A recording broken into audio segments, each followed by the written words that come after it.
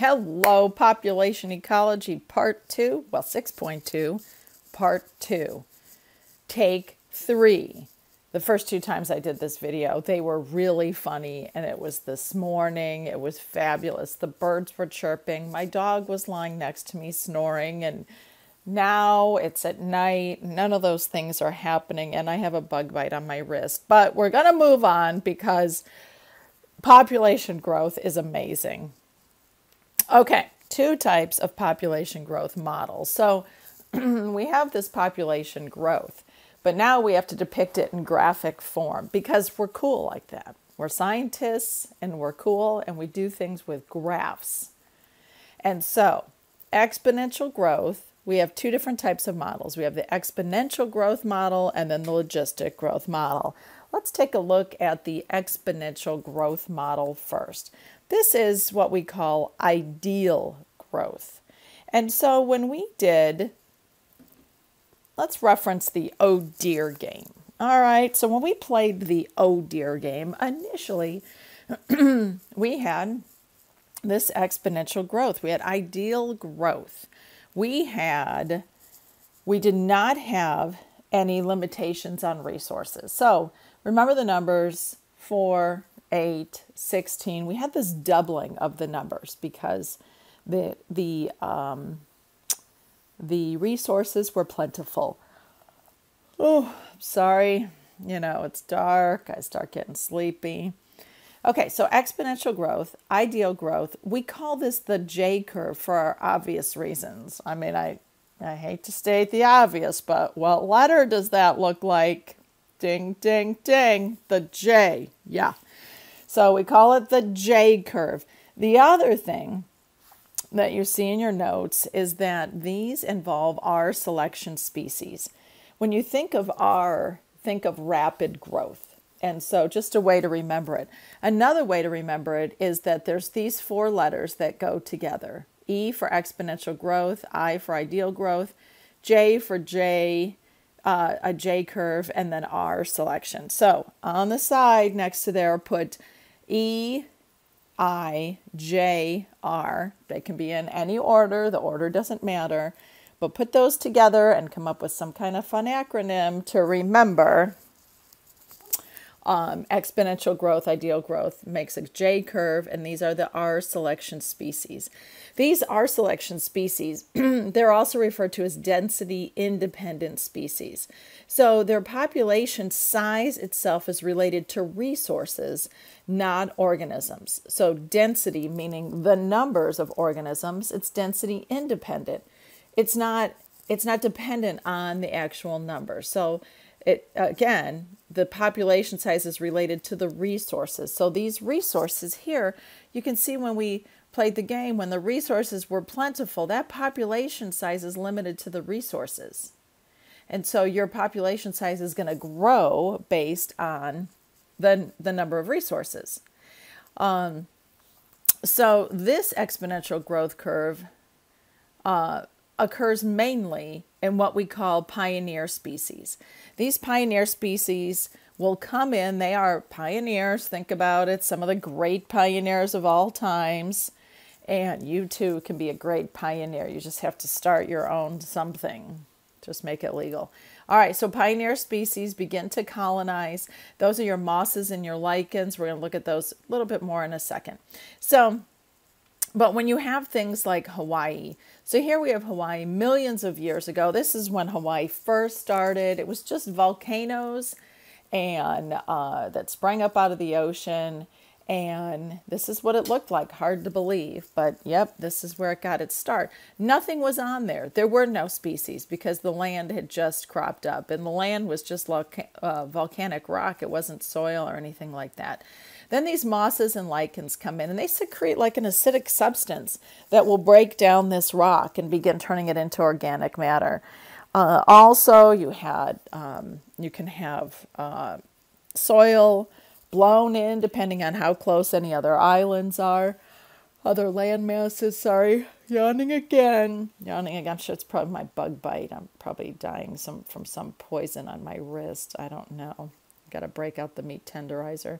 Okay, so Over time, the grasses begin to grow. So we start getting these grasses growing in there, and so some soil has developed in there. A bird's going to bring a seed. Usually it's in their poop, and they flying and they poop. I don't know how they do that. Fly and poop at the same time. They are talented, but they'll fly and they poop, and the seed will land in here. And if it lands on good ground, there it goes. It's growing.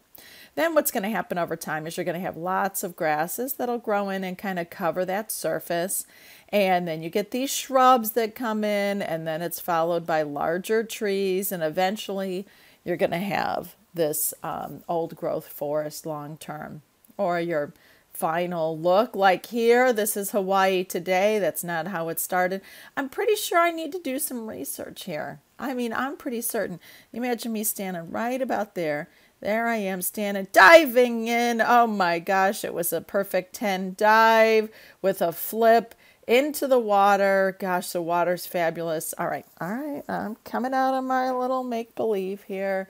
Moving on. So that is Hawaii, and the growth on that island. Now, when it says here the ZPG, the zero population growth, it shows the R factor is at 0. Well, think about it. If R is the rate at which the growth is occurring, and it's at 0, we're not going to see any growth. So 0 population growth makes sense. The intrinsic growth is when the population is growing as fast as possible or doubling.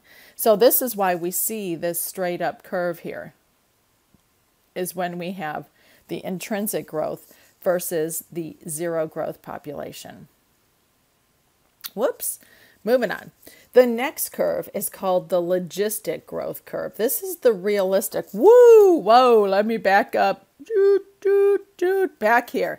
Draw the exponential growth curve in your notes. This J curve. Label it. Get your title in there. Not necessarily, I mean, you can't put, you could label all of this, but I got to see the J. See the J. Here we got logistic growth curve. Want you to draw this one in your notes as well. Logistic growth curve is realistic growth. Okay, let's be real. Unlimited resources. We were doing great with the deer game, and then all of a sudden we had so many deer that we couldn't support. We didn't have enough resources. So this model is realistic. And we're talking about density dependent species now.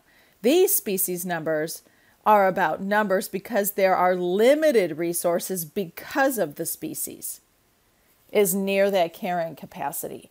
So now the population size is related to the population size, not the resources. In exponential, it was related to ample resources, and now it's related to population size will limit the actual population size. It is dependent on the numbers because there's limited species. And so this K, we call this the K selection species, and K is like hovering around this carrying capacity. I know carrying capacity doesn't begin with a K, but it does sound like it. So the K, this K number is the population size, and it is hovering right about here. And what we saw, well, except in the classes with the cheaters, you know who you were, the ones who didn't come back the way they were supposed to, hung out and just stayed out there. Okay, so those went up and down in those classes. If we would have kept going, if we would have had all these generations, we would have kept seeing it. It would have hovered here. We wouldn't have seen a big drop down here unless we had something major like a disease, war, you know, I mean, something that's going to wipe out that, that population or the resources that that population needs. So LRS K, write that off to the side and then come up with something to remember. Whoever has the coolest one, they're getting candy. So have those in your notes, okay? Now, this environment has limited resources and it's going to keep it around this K value. So if we have more numbers in the K, if we have more than the K value, then we're going to start damaging the environment. We're going to see these big drop-offs here. Now there's a lag time. That accounts for this overshoot. The lag, a lag, it means it's like it lags behind. And so it takes time to see the effects. If suddenly there's plenty of resources, you don't instantly have a surge in the population because it takes time for the mating, having the babies, having them eat a lot. Same thing with the drop in the resources, because even though now the population numbers have increased, we're talking about, well, in our example, let's say baby deer, well, they're not eating a whole lot right from the beginning, but once they get full size, they are chomping away. All right, so again, the difference between density dependent, I love this down here at the bottom. This is a great example. Density dependent, remember, these are dependent on the numbers because the resources are limited. Competition, do we even have competition when we don't have high numbers? No, we don't. Remember that? The deer walked. Well, in most cases, our deer ran because they were like, woo, we're outside, it's warm, we get to run and act crazy. But we know in the wild that wouldn't happen because they would expend way too much energy just being silly. And they're about surviving. And so, but those density dependent factors, competition, predation, prey, food, disease, and then the density independent.